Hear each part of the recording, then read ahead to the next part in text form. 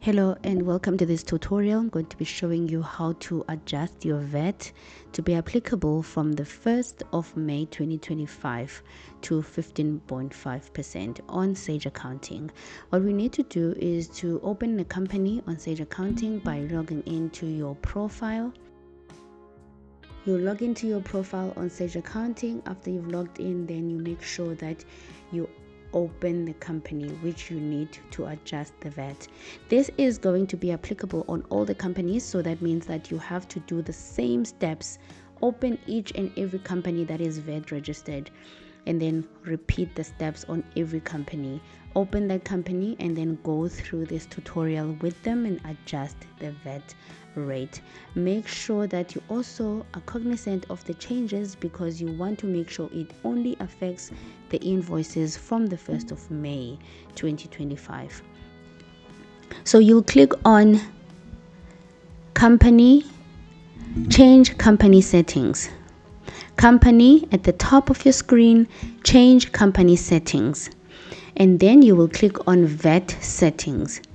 After you've clicked on VAT settings, then you will go ahead and scroll down and create a new VAT rate. So we're going to do this step manually to make sure that we have the new rate recorded. So we're going to call it VAT standard rate, and I'm adjusting it to 15.5%. All right, then I'm going to set it up as a default. Make sure that once you've set it up as a default, you click on default. Then every invoice, quotation, or any transaction that you do on your Sage Accounting is going to default into the new date after the first any transaction. So I would recommend that you do this exactly on the 1st, or maybe by close of business when you've done all your invoices on the 30th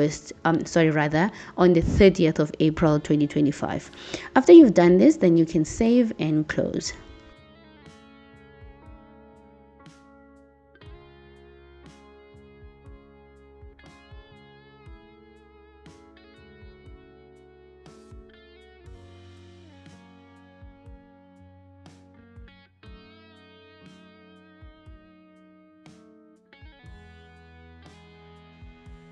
Right, once you've saved and closed, I'm just going to make an example now by processing a quotation to a new customer, so you can see how it's going to show on your new transactions that you're going to be processing going forward.